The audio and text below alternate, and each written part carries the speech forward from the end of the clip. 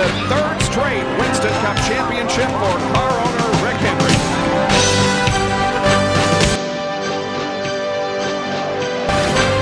As far back as he can remember, Jeff Gordon has been driven by a single desire: to be a champion.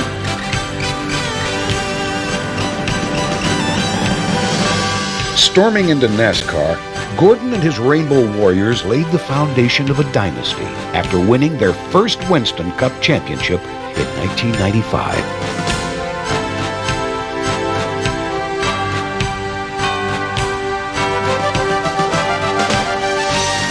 Reaching that pinnacle has only fueled the 24 team's appetite for victory.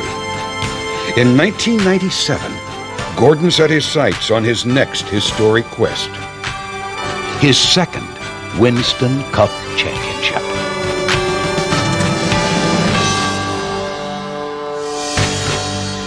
What an amazing season. I mean, this is a season that you only have dreams about, and for me, you know, that dream actually came true this year. So, I mean, you look back at to start it off with the Daytona 500, and then, you know, you win on a road course, you win on a short track, you win on a super speedway, you go on and you know, win some of the biggest races of the season, and then wrap it up with winning a Winston Million.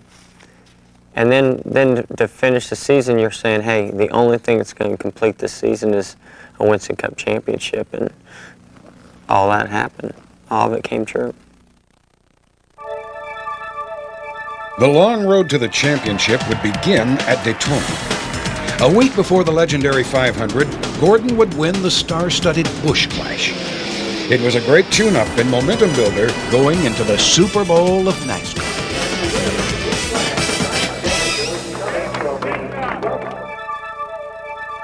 The first official points race began amid the spectacle and pageantry that is Daytona. Jeff Gordon and his Rainbow Warriors, however, were still reeling from the devastating news of owner Rick Hendrick's recent leukemia diagnosis. I think at first, you know, we were all just in shock and saying, you know, how serious is this? And Rick set the precedence for this whole year. He really did. Because when our emotions were being caught up in what he was going through and wanting to help him, he basically came out and said, hey, I'm going to fight this. And he said, I'm okay. He said, but you guys need to go out there and win races, and we're going to help others. We're going to fight this disease, and we're going to get the awareness out there. And all I want you guys to do as a team is go out there and win races. That's the best medicine in the world for Rick Hendrick. And, you know, that started the season off. So all of a sudden our emotions went from, you know, being very down and almost depressed to uplifting and, hey, we're gonna do it for Rick. From the start, Gordon looked strong, running among the leaders. But on lap 110, a flat tire forced the 24 car into the pits. He stormed back on the track nearly a lap down. Remarkably, a caution allowed Gordon to move from 31st up to the leaders. Then, with 10 laps to go, a dangerous pileup whirled tangled metal behind him, taking out 3 of his competitors.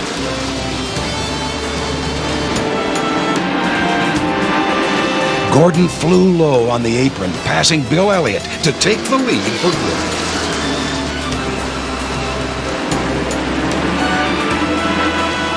To win the Daytona 500, to go on that list of names is a real honor, but to run 1, 2, 3 was probably more of an honor to do that for Rick Hendrick today. Right now, I'm the happiest guy. I mean, this is the biggest race in my career that I could have ever won.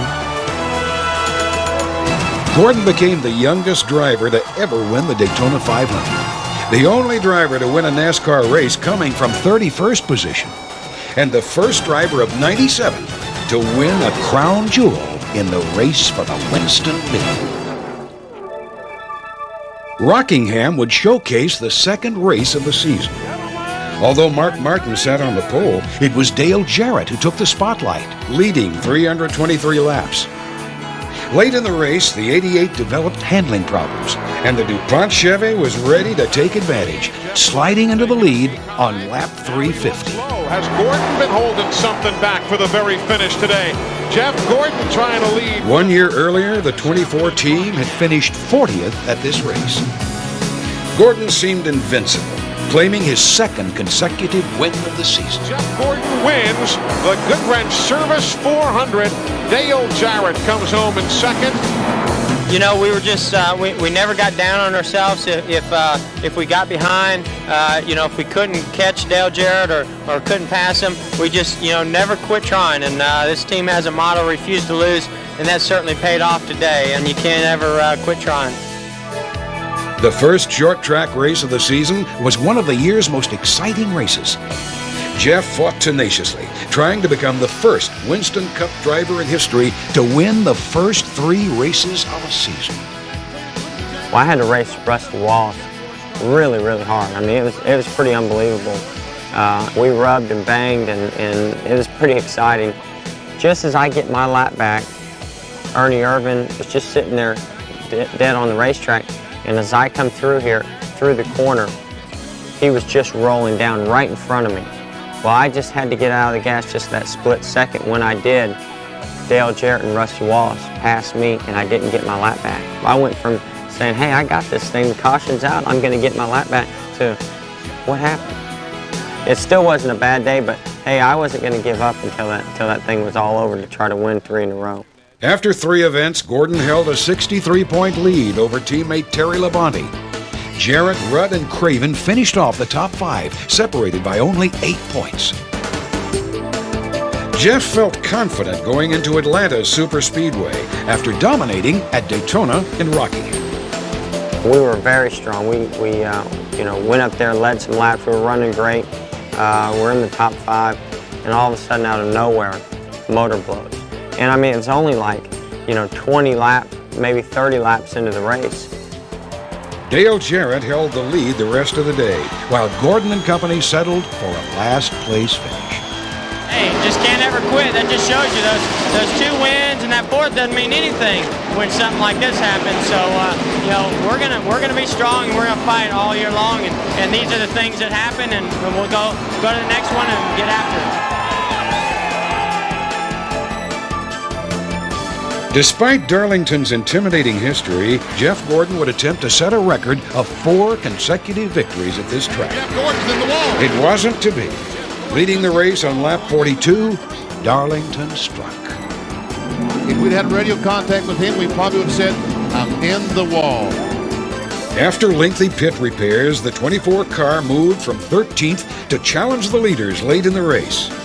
Once again, the front-running Ford of Dale Jarrett proved to be too much. You know, I found myself in a day where, again, the Fords were just so dominant, just leading all the laps, pulling away, especially on the long runs when the tires really got worn out and were very old and slick. And, you know, I was actually pleased to come home with a 3rd-place finish at Darlington, knowing the circumstances.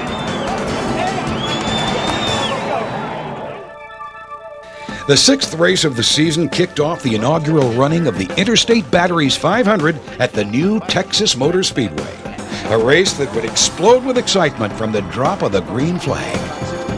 Into the Dallas-Fort Worth area, which is a great market for NASCAR Winston Cup racing to be in. And there are some concerns about the racetrack. It was very narrow, very tight, and this is at the start of the race. First thing, right in the first turn, there was a big wreck. Just so narrow into that first turn at the speeds that we're going, and that kind of set the tone for the day. Almost. Jimmy Spencer was trying to keep from going a lap down, and he and I got together. Jeff Gordon now later. You see him waving Now his this is arm, man. what ended our day. I was running 2nd at that time. We were coming to a caution, and Ernie Irvin was trying to get his lap back from Terry Labonte. Crashed into the slow car, had nowhere to go, and bang, I tell you what, that was a disappointing moment because we had the car to beat that day. A little dejected right there, but we had the car to beat, and you know, when you have a car that's that good that you say, hey, I know I can win this car, all I've got to do is just stay out of trouble. And then all of a sudden, trouble's right there. Going into Bristol, Gordon held a streak of 10 straight top 5 finishes on short tracks. Jeff was determined to take advantage of the odds in a race that would prove to be pivotal for the Hendricks team. It's a very small, it's only a half mile, but very fast, and things happen in a hurry. And if it happens in front of you, you're usually in it before you even know what happened. Go, and here's the chain for the lead, Benny. Rusty. In one of the most exciting finishes of his career, Gordon played a furious cat-and-mouse game with the number 2 car during a thrilling 50-lap green flag finish. Jeff has a run. He's looking. No, he can't quite make it. Finally, the 24 car powered past Rusty Wallace on the final lap. This was short track at its best. Jeff and the Rainbow Warriors were back in the thick of the championship hunt. When we came down the back straightaway, I rode him as hard as I possibly could, and I had a run on him to get underneath him, and he shut the door on me. And as I was on him, we went in there, and I just touched him. I didn't want to spin him. I didn't want to, but I didn't mind moving him just a little bit. And on a short track at Bristol, that's the way things happen. I mean, it's what we call short track racing, and there's a lot that goes on. There's a lot of bumping, grinding that goes on, and I guarantee you, the next time I'm in Rusty's position, he's in mine, it ought to be very exciting. But to be able to beat him at a place like that on the final lap was really awesome. After 7 of 32 events, Gordon found himself trailing Jarrett and Labonte. The 2 devastating crashes at Bristol and Texas had minimized the strength of his 3 wins.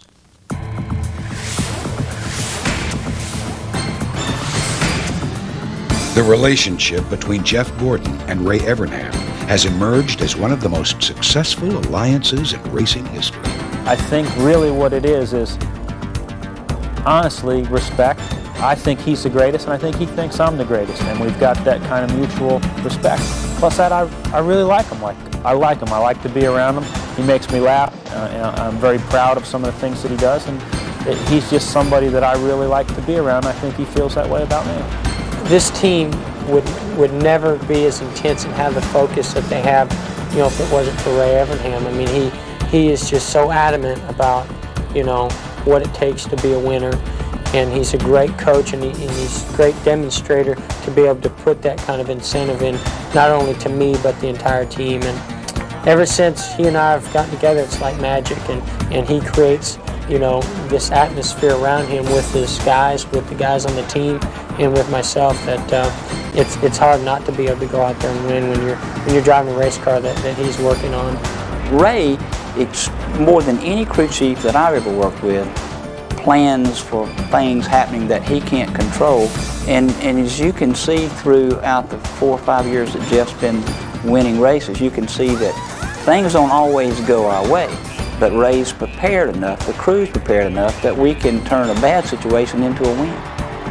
When you work hard and you know that there is nobody in the world that can get any more out of that race car than he's getting, that's a very, very satisfying feeling. I've always been a big fan of drivers, and I got to work with great drivers at IROC. I mean, I worked with Foyt, Unser, Andretti, worked with Earnhardt, and people like that. And Jeff, as another race driver, you know what they're doing out there, and he never ceases to amaze me. I enjoy watching him race. And in Bristol, Tennessee, Wallace second, Labonte third.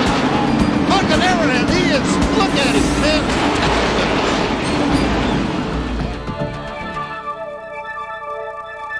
The Martinsville short track provided Jeff Gordon with a perfect opportunity to shave Dale Jarrett's point lead.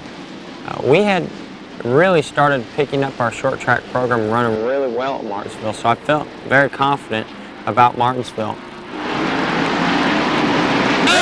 The leader goes around. He goes. Lap cars are certainly the key issue at a place like Martinsville. So I come up to lap a couple guys, and Jimmy Spencer gets into the side of me, hits my left rear. The next thing I know, I'm spinning sideways, and I'm the leader of the race. And I just stood in the gas. I remember just standing in the gas, lighting the tires up and spinning it all the way around. And all of a sudden, I'm going back straight. It was very close. That was a close call, and luckily I didn't damage the car too bad, and we were able to get back out there. Jeff Gordon's 4th win in 1997. After a rainout at Talladega, the sprawling Sears Point Raceway provided the next challenge. Mark Martin in the Valvoline Ford continued his hot streak by winning the pole with a track record of 92.807 miles per hour, earning his first career pole at Sears Point. Martin dominated the competition, and on the last lap, Jeff made a final effort to pass him on the hairpin 11th turn. He's not going to do it, though, and he gets sideways. But Mark Martin held Gordon at bay and went on to win the race by a split second. Win the Save Mart Supermarkets 300. Jeff was now focused on Talladega, where the wide sweeping turns and blazing straightaways can easily snatch victory from a driver's grasp. Jeff Chevrolet was only able to hold the lead 4 times during the blistering 188 laps, finishing a respectable 5th. Martin narrowly clinched his 2nd straight NASCAR Winston Cup Series race, and in the process, qualified for the Winston Million. Man, this is great, and to be eligible for the Winston Million, that's just fabulous. This race team deserves to win, and had deserved to win before Sears, and finally, we had 2 weekends of things that really went our way and worked out, and I'm happy for them. Obviously, I'm happy for me, too. Consistent finishes, that's what we need. We need to do it again next week in Charlotte. If you can't win, boy, top 5 is real good. With the glitz of a Hollywood premiere, NASCAR's version of an all-star event lived up to expectations. We were pretty pumped up about that race because, number one, it's an exciting race. It's a night race, and it just seems to get me fired up and the whole team. But we unveiled a new paint scheme, the Jurassic Park the ride car. And so we had Universal Studios involved with it. So it was, it was a big day for us and a big weekend for us. And the car felt great. It was driving good, really fast. And I was like, I've won the Winston before, and I really felt good about our chances again. For Jeff Gordon. Gordon came from the back of the pack to the front of the field in both segments to win the non-points event. With the victory, Gordon and company proved that the new generation Hendricks chassis that looked so good on paper was real. Right now with a bunch of confetti, Jeff is really excited. He is as excited as I have ever seen. On the heels of an incredible week, Gordon sat on the pole at the Coca-Cola 600, NASCAR's longest race. What's unique about that race is that it starts in the daytime and it goes into the nighttime underneath the lights. So we, kept ourselves in position all day long. I think we actually had some problems and car falls off the jack. We lose a lap under green. So we had to make up that lap. We got our lap back, and all of a sudden we find ourselves in about 4th or 5th position. It starts to pour, it starts to rain. And I thought the night was over. I really did not think that we would ever get back going under green.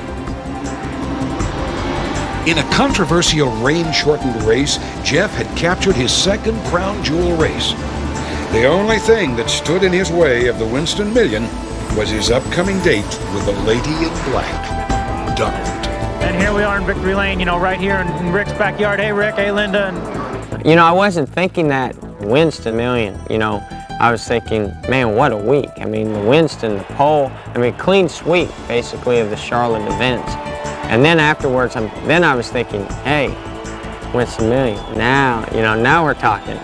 What an amazing week. Gordon's win at the Coca-Cola 600 allowed him to whittle away Terry Labonte's lead to a mere 6 points, with Jarrett and Martin not far behind.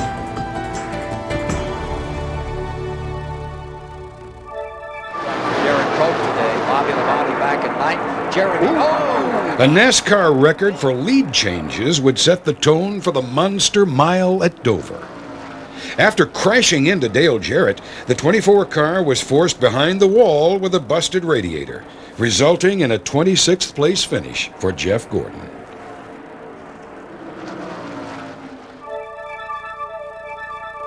Jeff Gordon entered the Pocono 500 with hopes of becoming the first back-to-back winner since Bobby Allison.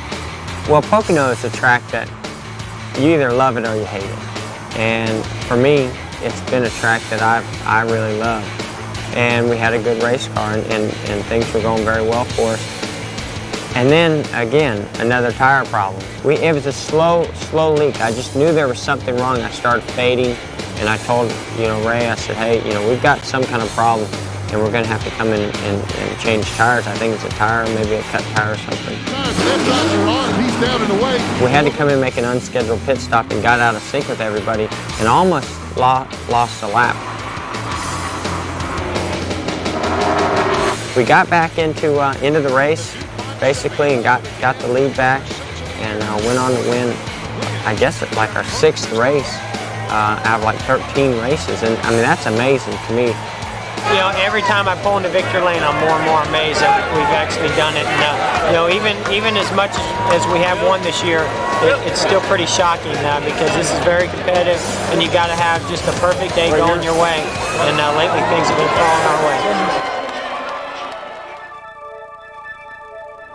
Tied for the points lead with Terry Labonte, Jeff qualified 12th at the Michigan Speedway, but was forced to start at the rear of the field in his backup car following a practice crash. The DuPont Chevy was able to pass the 88 car to grab the 5th spot as Ernie Irvin claimed an emotional victory at the track that had almost claimed his life 3 years earlier.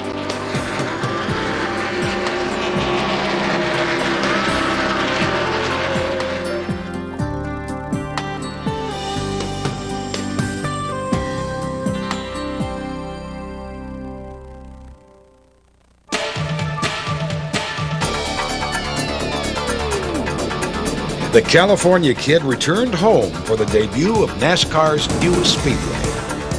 It's always nice to go back to California, especially a facility that Roger Penske built. It's just incredible. I mean, beautiful place, exactly what Southern California needs to get NASCAR Winston Cup racing really going strong there. And it's funny how inaugural races, we really seem to step up to the plate with. We seem to really get the most out of the race car, out of the race team. And we didn't sit on the pole, but we were 3rd and ran really good. We took the lead and we led the most laps and really had the car to beat all day long. But with 179 laps to go, the number 6 car took the lead. Then on lap 240, Ray Evernham made a calculated decision. Skip the gas and go maintain the lead. We got to that point in the race, we were a lap short. And Ray knew we were a lap short, and he wouldn't tell me we were a lap short. He just said, we need to conserve, Jeff. We need to conserve. Jeff Gordon off the corner. Bob, I do believe he's going to make it. Let's see if he can do it. He's going to do it. Jeff Gordon wins the California 500. We'd never won a fuel mileage race. I had to figure out, right there on the spot, okay, what do I have to do? Luckily, we had a good enough race car, and we had a big enough lead at the time to be able to conserve on fuel. If I had to race anybody hard, we probably wouldn't have made it. Jeff did a real good job, not using the car up, not burning extra fuel, catching the sniff of the draft everywhere we can, and we've worked very hard on that car to get as much fuel out of it as we can. He just ran out of gas. On fumes, Gordon had won his 7th victory in 14 races and slightly extended his points lead over Mark Martin.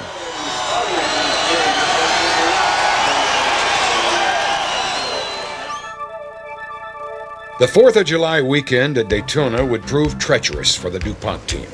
On lap 126, Gordon was on the move as he passed Dale Jarrett for 6th position. Crashes. Jeff Gordon crashes. Boom. Several cars. And how in the world? Right, baby. Come on. Don't go across the racetrack, Derek. Don't go across the racetrack. Come on, Dick. Bring it on to the line. Bring it on. Caution is out. With the skill of surgeons, the Rainbow Warriors rapidly made adjustments to give their driver a chance. Green sign is out and Gordon does not lose a lap. Unbelievable. Boy, it was close, but Gordon stays on the lead lap. With half a lap to go, another violent crash scrambled the field as John Andretti grabbed the first victory of his young career. The 24 car finished the race in 21st position, enough to hang on to a slim points lead over teammate Terry Labonte. At the halfway point of the season, Jeff Gordon was awarded the Gatorade $50,000 bonus for being the points leader. With almost a 50% winning percentage, Gordon's star had never been brighter. He was now being referred to as the Tiger Woods of NASCAR. throughout my life, I never really pictured myself getting to this level.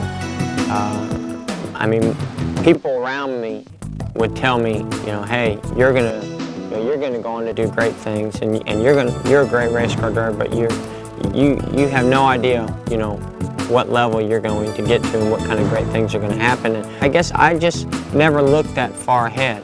When I look at the game of golf and say, man, what an impact this guy has made on this sport.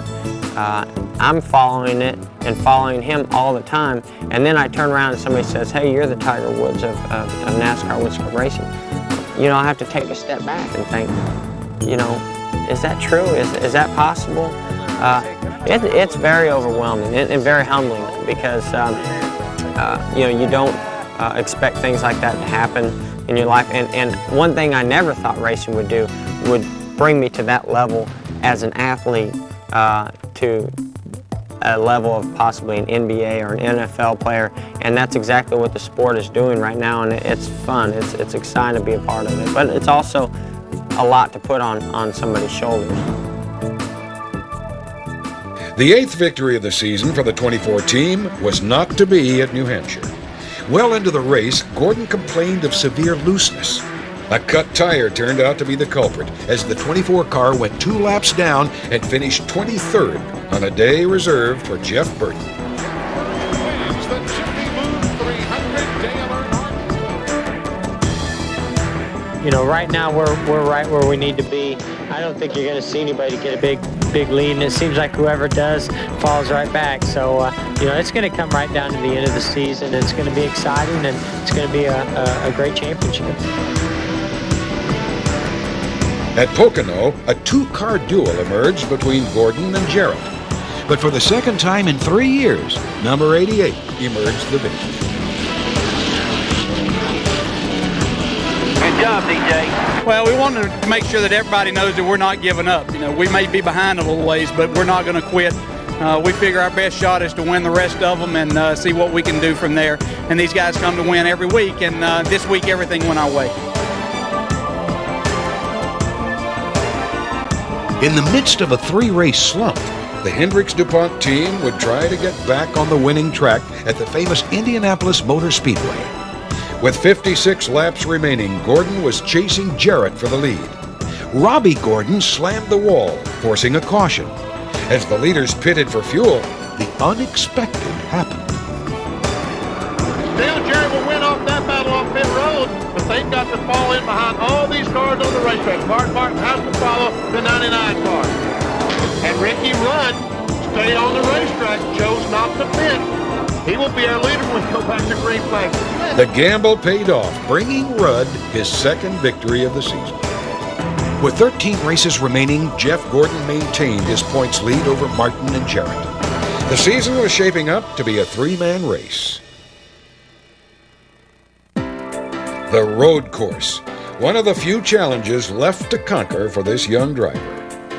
Basically, you only go to 2 road courses every year, and every time we go to one of those tracks, I keep notes, Ray keeps notes, everybody keeps notes on how we can improve the brakes, how we can improve the car to turn left and right, and how I can improve my shifting and braking and everything that I have to do to get around a road course. So that was a definite goal of ours to start out the 97 season, is we want to win a road course. Starting 11th, the 24 appeared to be a car on a mission, running down leader Jeff Bodine on lap 53. Jeff Gordon gets the lead just as you rejoin us. He took it away from Jeff Bodine in the spot that he has made so many passes today in turn 10. So my goal was, don't make any mistakes, Jeff. You know, all I got to do here is finish this race by not making mistakes. And I had some real battles there down to the finish. Had Rusty Walsh battle me a couple times, Jeff Bodine battled me a couple times, and I really had to push hard and make very few mistakes. And even though I did make a few little downshifting errors, nobody else ever saw it, but me. I'm the only one that knows, and we still did win the race, and that's what counts. You know, we really want to win that championship. We want that championship for Rick Hendrick this year and all the people at Hendrick Motorsports. It's real important to us. We're trying to stay focused and get it. With the road course monkey off their back, Jeff and Ray took home their 8th trophy of the season.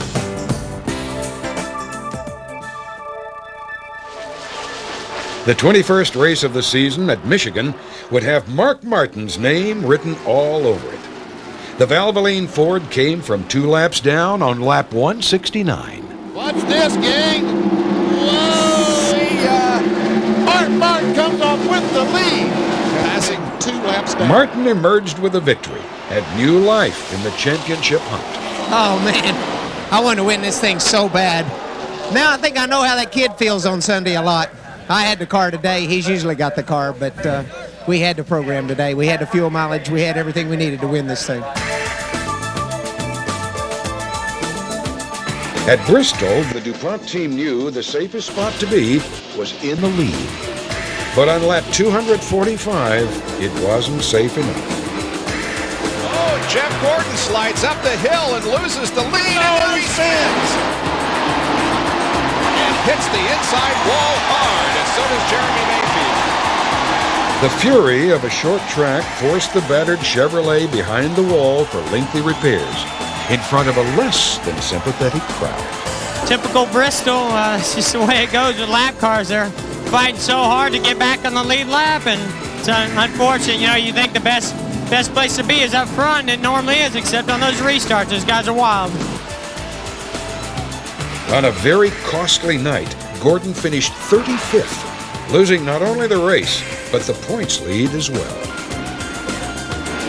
Mark Martin took advantage of Gordon's misfortune and jumped 13 points ahead in the points race. With his first short track victory, Jarrett moved in on 2nd place. Not only was Gordon meeting resistance on the track, it was coming from the stands as well. Noise from the grandstand.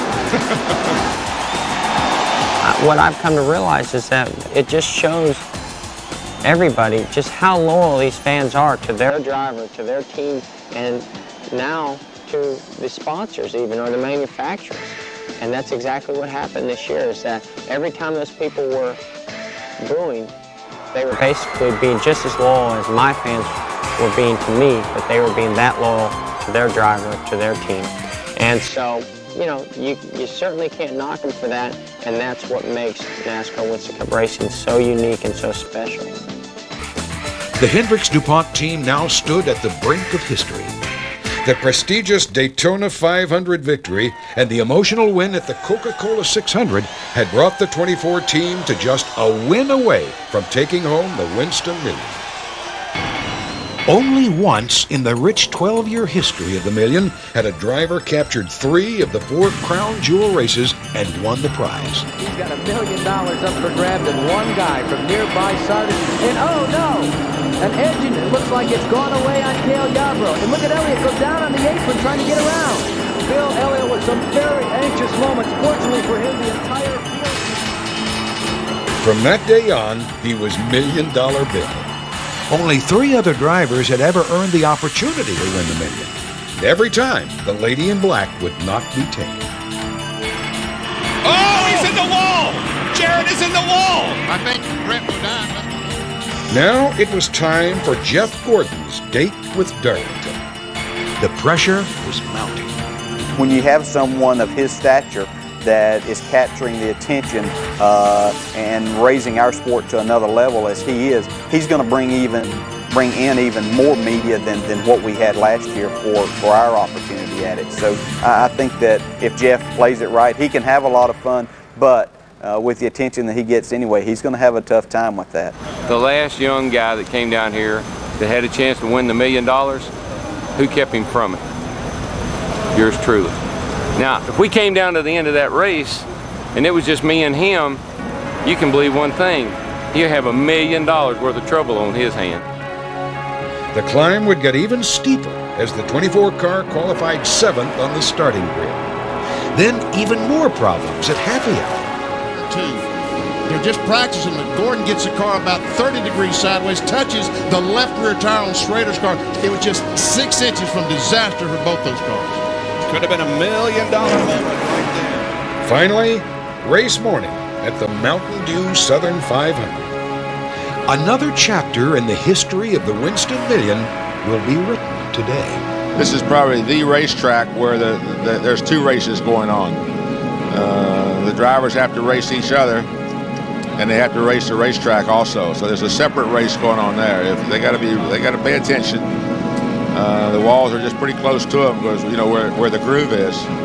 And then you throw the history of Darlington being the first big track in the Cup Series, all the tradition, and it's not the routine normal racetrack. It's very challenging. Gentlemen, start your engine! The crowd is on its feet. Every seat is filled. The 48th Mountain Dew Southern 500 is under green. As the green flag dropped, Gordon started strong.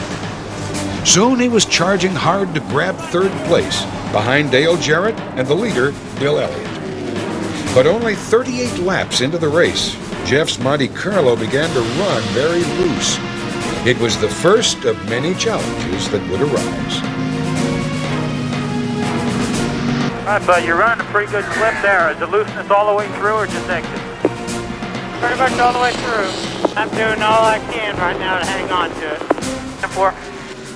The Rainbow Warriors prepared for their specialized kind of battle in the pits. The water temperature was really getting up. Watch them push the foot rail. 18.2 seconds straight pit stop. That's the kind of stuff that can win you $1 million. The 24 crew had gained their team valuable seconds, and in the process, the lead. As the race wore on, the battle developed between four armored warriors: Elliott, Gordon, Jarrett, and Burton. Pressuring Bill Elliott with 164 to go, Gordon heated up his left rear tire, allowing the 88 and 99 to take advantage. Then, another threat: rain clouds, moving in fast. Gordon and Evernham knew they must make their move. Michael Walker is running a very high line through the corners, leaving an opening for Jeff Gordon. He's going to take advantage of it and take that second spot. Then, the break Gordon was looking for. Guess what, folks? The caution just came out. Don't you love it when plans come together? Crew chief and driver decided to take advantage of the rain caution and pit. The Rainbow Warriors proved once again why they're the best in the sport. After the dust settled, Jeff Gordon was in first place. If he wins $1 million today, Jeff Gordon, he and this entire team will have worked for it. They will have earned it. Then suddenly, as she had done so many times before, the lady in black struck. Sorry about that. This might be have to say, but you should never hit that wall. All right, well, just be careful. Don't slow down to stop. Just give that right rear a tug. Just be smooth. Don't hit the wall with it. If this thing stays green, they might not be able to make it on gas. Gordon's wounded Monte Carlo maneuvered the track like a minefield, avoiding a disaster as Ward Burton spun by. The left rear tire continued to smoke.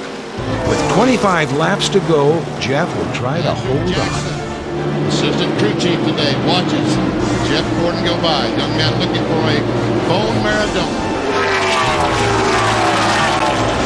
An unexpected surge from Jeff Burton who turned the race into a three-car dogfight. Jeff Burton now goes into second position. There are less than 3 laps to go, and Burton closes in.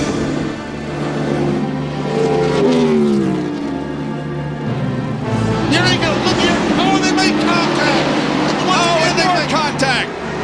They go down into the corner side by side, and Jeff Gordon holds off the challenge. This is the last lap of the race, folks. Here he comes off of the 4th corner. Jeff Burton will make a challenge off the corner onto the straightaway. Yeah, we did. But Jeff Gordon wins it.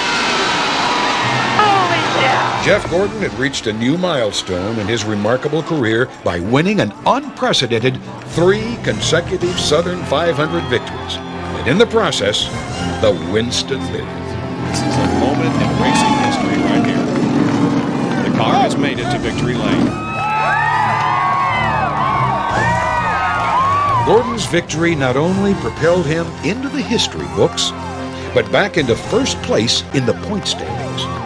It means so much to do it as a team. You know, this is something they can all look back on, and everybody that worked on that car and worked in the pits today can say they contributed, but it's a part of racing history. And you know, this is a great race team, and I feel very, very fortunate to be part of it. I never dreamed that it'd actually come down to this and that we'd actually win the million. And you know, looking back at the history of this race and the history of the Winston Million, I mean, there's just so few people that had ever even had the opportunity. We were given the challenge and we were able to come through. It's a great feeling. Now I know how Bill Elliott felt back in '85, and I remember him saying, you know, I just can't believe it. I can't believe it. And that's really the way I feel. I just can't believe we won the million. At the 5th short track race of the season, Dale Jarrett made it clear that he would have to be reckoned with. Running at a furious pace, the '88 car stormed to victory. As Dale Jarrett takes the checkered flag and wins his 5th race of 1990. Fighting rear tire problems, Jeff was thankful for a 3rd place finish. Whether it's the very first race of the season, halfway through the season, the last race, that's why every point, every time you can lead a lap and get 5 bonus points, every time you can finish 1 position further ahead, you have to take advantage of it, because nowadays it's just so competitive. It may be a 14-point battle or less when the season is ending, and that's something that you can't afford not to take advantage of. Jeff Gordon's last visit to Loudon back in July had resulted in his worst finish of the season. That memory was about to be erased. During the 3rd caution of the day, Evernham made a paramount decision that would give his driver the edge. It was a quick gas and go for Jeff Gordon. That captain, Mike Belden, got in about 3.5 seconds of fuel, and Gordon barely stopped in his pit, and he was off. The Rainbow Chevrolet led the final 73 laps. Ray Evernham knows it's in the bag. Win number 10 of the year. Good job, everybody. Great driving, Jeff. Great driving. Awesome job in the pits, guys. Good job, guys. Good job, Jim. Good job, Ray, Jeff. Days like today is what we got to do. We got to keep pounding the competition, keep showing them, you know, that we come here to win every weekend, even though we're going for a championship. And hopefully nothing will fail, and we'll finish the rest of these 7 races. At Dover, it was Mark Martin's and owner Jack Roush's turn to make their statement. Mark Martin wins at Dover Down Speedway in Delaware, his 4th win of the year.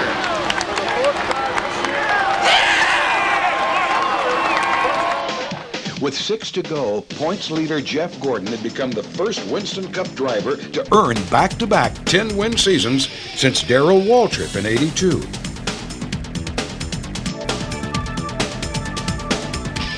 The final short track race of the year marked the 50th anniversary of Martinsville Speedway. Defending champion Jeff Gordon marked his 21st top 10 finish of the season, but was not able to keep up with the Excite 99 car. Here is Jeff Burton winning the Haynes 500, his first short track win in his 117th career start. The 24 team returned home to Charlotte with hopes of getting back on the winning track. For most of the day, Martin's Ford and Gordon's Chevrolet were locked in a seesaw battle. Meanwhile, Dale Jarrett captured the victory and held on to a slim championship dream.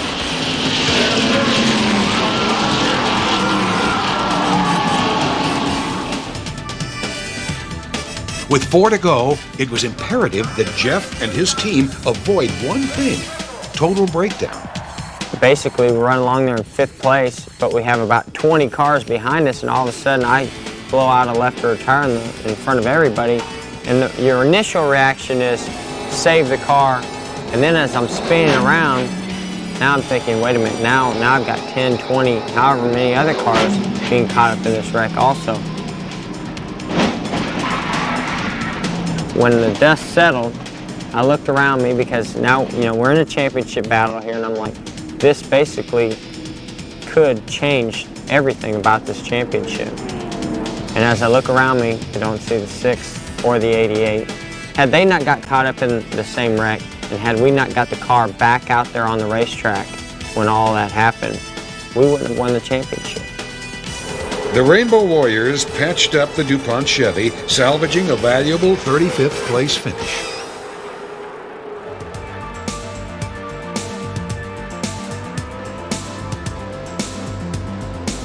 The stretch run began at Rockingham. The 24 team had to finish 6th or better in the last 3 races to claim their second championship. During the first few laps, a repeat of Talladega threatened. Then, with 29 to go, the axle retaining cap came loose. Gordon emerged from the pits in 14th place. In the end, Bobby Hamilton took the checkered flag as Jeff finished in a strong 4th place. To get a 4th place here today is a great day for us. You know, we raced the guys that we need to race, and we did exactly what we need to do in the championship. We need to do that 2 more times.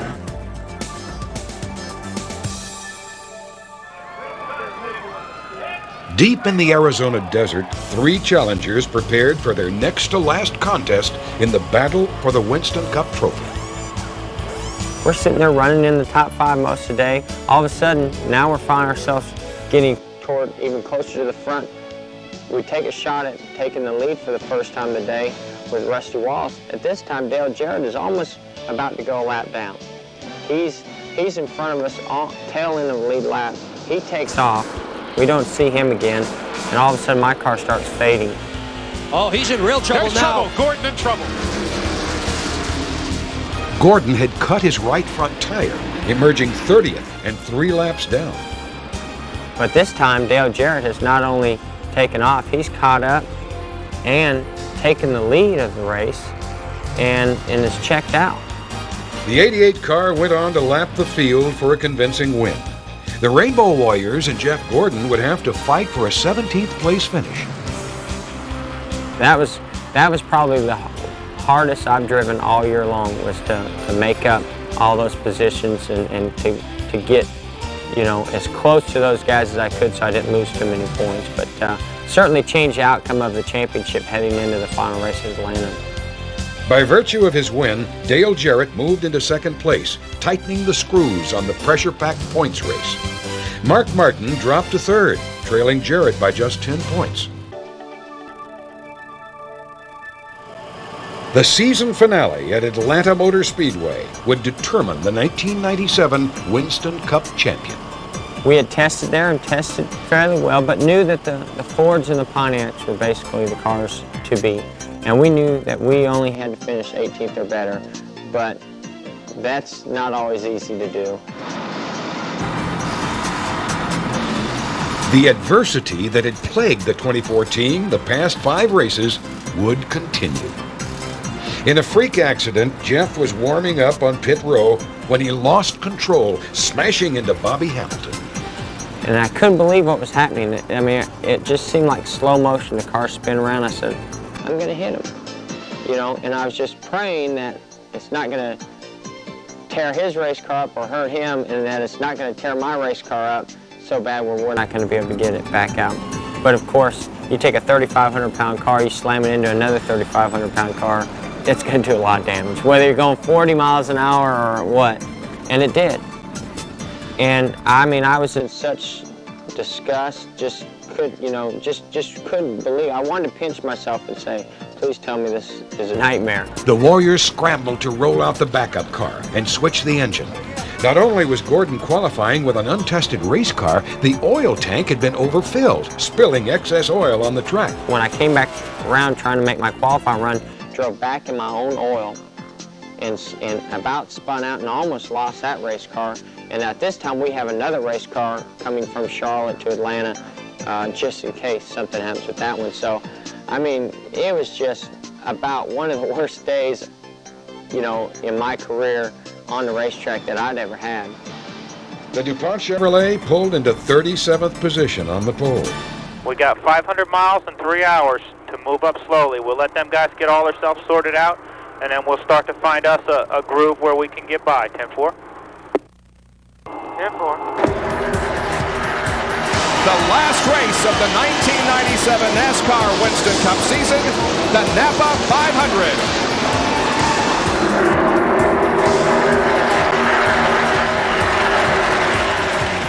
Is that looseness getting in real bad? By the 8th lap, Jeff had patiently moved up to 26th. On lap 25, after pitting for minor adjustments, the 24 car was held up by Morgan Shepherd, losing 3 critical positions. On lap 52, another caution. Ray decided not to pit because his driver was only one position away from the championship. To get our right side wheels out of the box. All we got to do is be careful. You know, you were lining up through there pretty good. You know, we just got to be careful, partner. We're in good shape. Finally, with 266 laps to go, Gordon grabs the magic position, 18, while Jarrett and Martin remain in the top 3.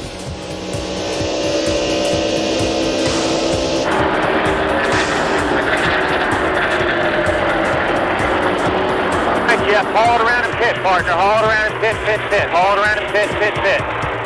Then, with 59 laps to go, Gordon was forced to take a pit stop. The DuPont Chevy returned to the track back in 19th position.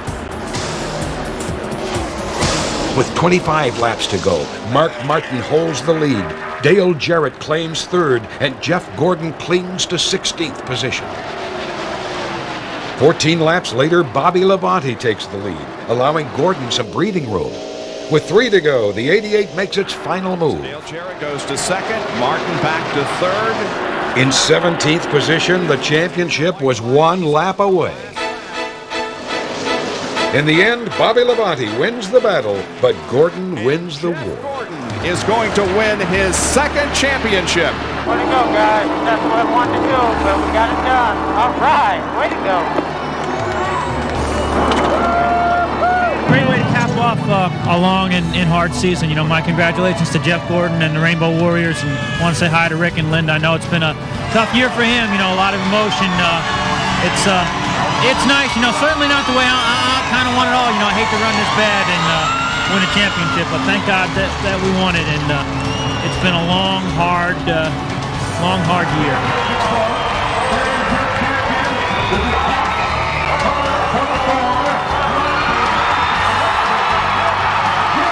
Hey, don't ruin the hood of that truck. The roof, I mean. But he did. I really appreciate it, man. You good medicine here today, but it was a little too close. But thanks for that gold car in the championship. This wasn't the way I wanted to do it today, but you know, it's what we did all year long that really got us here. And thank you for everything you do, Rick. We love you so much. We love you, buddy, and you're a true champion in all ways. Thank you, man. I couldn't do it without you.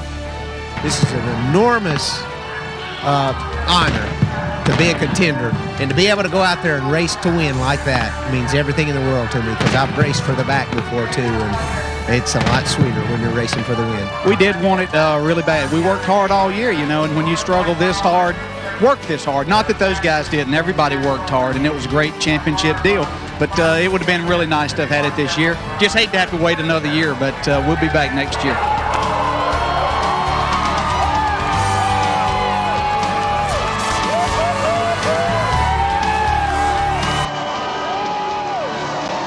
Just 14 points proved to be the difference in the closest 3-way finish in the modern era of Winston Cup racing. For Jeff Gordon, a season of challenge culminates into a day of celebration as NASCAR fans embrace their champion. That speech that I gave basically was to reflect on the season, on my life, my beliefs, and the people around me that got me to that level. And when I really think about how thankful I am to them, how lucky I am, and how blessed I am in my life, not only to have great people around me, but to have God in my life, and who steers me in the right direction, and who you know, guides me every day, and who has blessed me with a wonderful family, a wonderful wife. I mean, I feel like the most fortunate person, you know, in the world, and I think all that came out in one moment. Thank you. I can honestly say that the second time around is even sweeter. The second championship, I've been able to I think, enjoy, relax, and just let it all sink in, and just, you know, reflect on everything that's happened this year. What an incredible season. A season that I don't know if I can ever top as a race car driver. And my career is going to be, I mean, it's going to be You know, I'm not going to say impossible because, you know, things have amazed me before. But I can only enjoy it until 1998 starts. And when 1998 starts, it's a new season, another championship battle, and then we start looking for our third championship.